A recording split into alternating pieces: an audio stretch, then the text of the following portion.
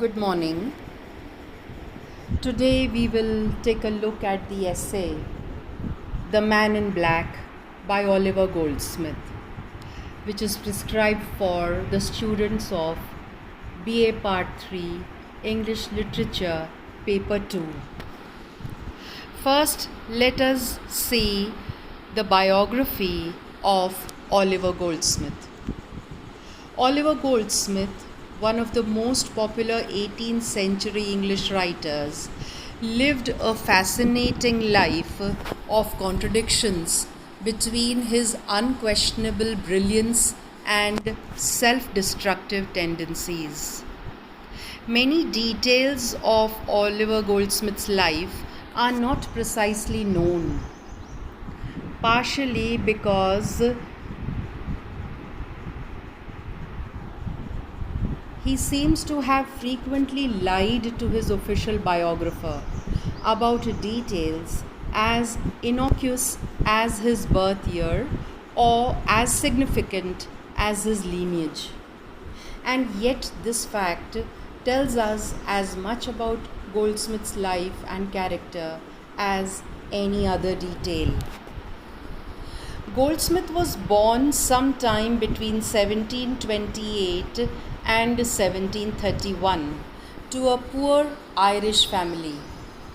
He was one of 7 children, and his father was a county vicar. When Goldsmith was still young, his father's death forced him to rely on a wealthy uncle for support. In his early days, he was frequently bullied because of his facial disfigurement caused by smallpox. Goldsmith never bothered to hide his Irish origins, even maintaining his brogue, which means a marked accent, specially Irish, despite the fact that it would have been considered low class once he later settled in London amongst more esteemed company. His relationship with his mother was always a complicated one, and he later grew estranged from her. He was always noted for his intelligence and earned a Bachelor of Arts at Trinity College, Dublin in 1750. While there, he participated in a student riot and was publicly admonished, means scolded or reprimanded, for his role. Despite a strong acumen, meaning having a keen insight for literary work, Goldsmith was unable to settle on a career for a long time, flittering, which means to change one's home or to move quickly or rapidly, almost like a bird, between the church, law, and education. In 1752, he began to study medicine in Edinburgh. Though there is no evidence that he ever completed his course of study, he did later practice medicine and, in fact, referred to himself as Dr. Goldsmith throughout his career. Goldsmith travelled for many years until settling in London in 1756. It was here that he finally turned to literature, and his career took off. Though he made a lucrative living through writing history books and literary journals, Goldsmith also lived a freewheeling life of gambling and generous extravagance that kept him in debt.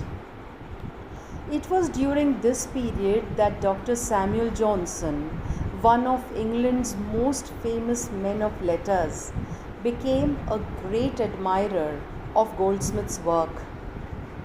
Through Johnson's patronage, Goldsmith began to publish his first masterworks, including the novel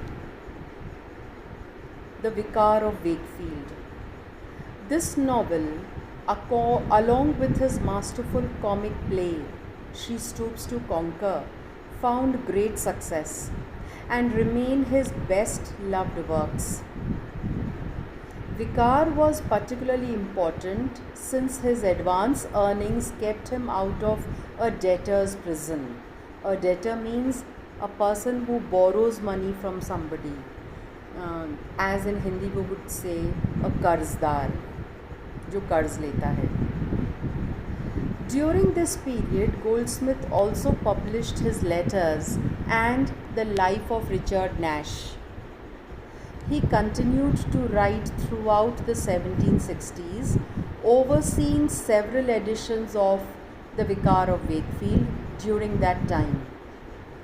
Goldsmith died suddenly on April 4th, 1774, after suffering from a kidney disease that he refused to treat properly. It was an early death, but not entirely unexpected considering his lifestyle. His work, The Haunch of Venison, was published posthumously, meaning after his death in 1776. During his life, Goldsmith was equally known for his brilliance and for his insecurity. Always willing to act foolishly, he could come off as extremely generous and gregarious, or as conceited and pretentious. Some biographers see in him a constant contradiction between the high-class post he earned through talent and the low-class heritage he refused to totally eschew. Eschew means deliberately avoid doing something. In short, Oliver Goldsmith is one of the most contradictory of his day's canonical writers, a quality that helps very much to understand the complications inherent in his work. From ancient times to the present, authors have been intrigued with the character essay. Among the most famous English writers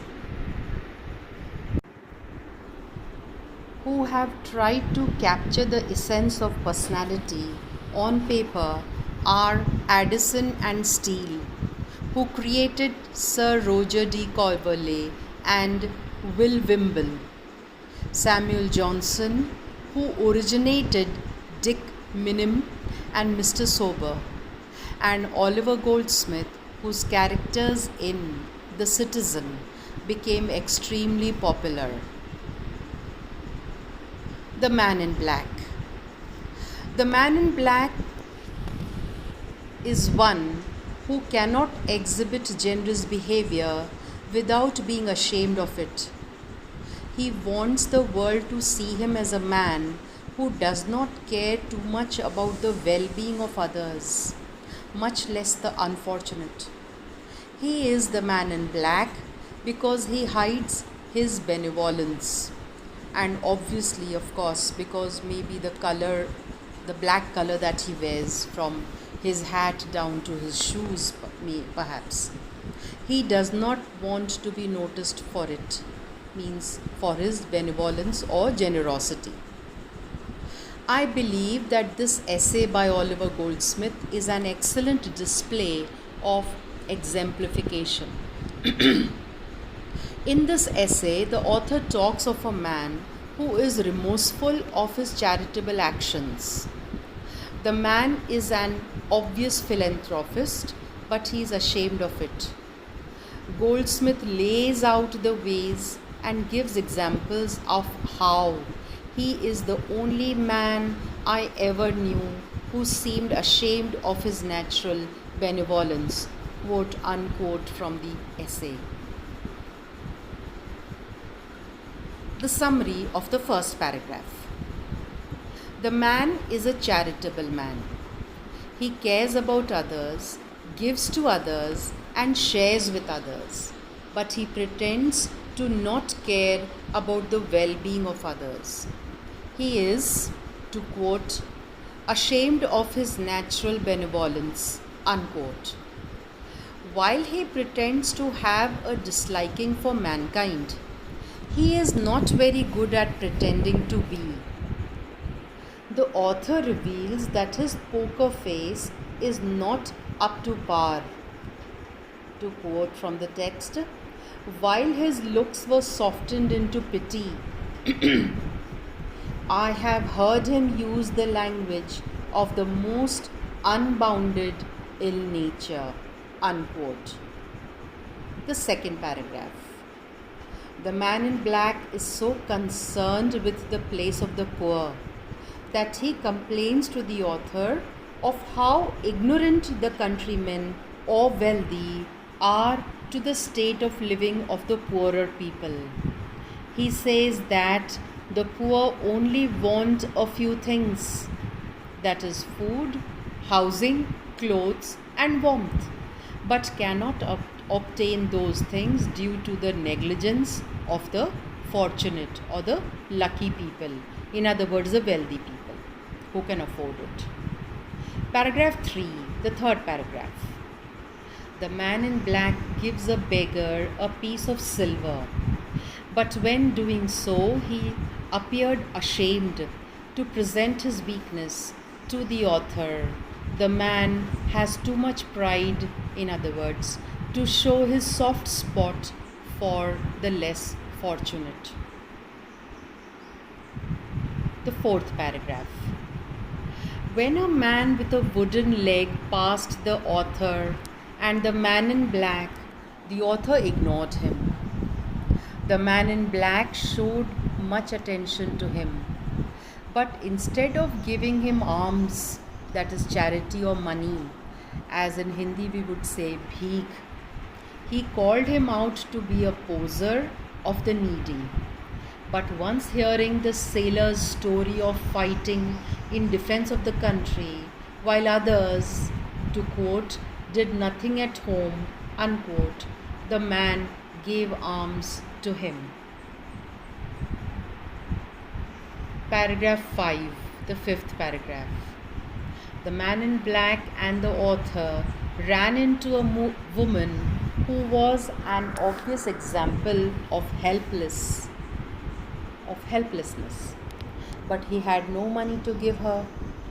He became shameful as it was presented in his face, but once he found a shilling's worth of matches, he placed it in her hands.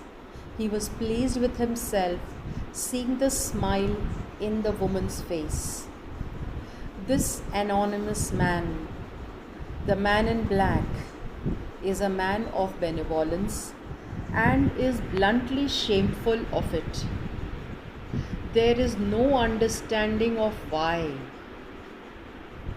The man is one who cannot exhibit generous behavior without being ashamed of it. He wants the world to see him as a man who does not care too much about the well-being of others, much less the unfortunate. He is the man in black because he hides his benevolence. He does not want to be noticed for it. He is the man in black. Goldsmith attacks the socio-political situations of England through this satirical piece.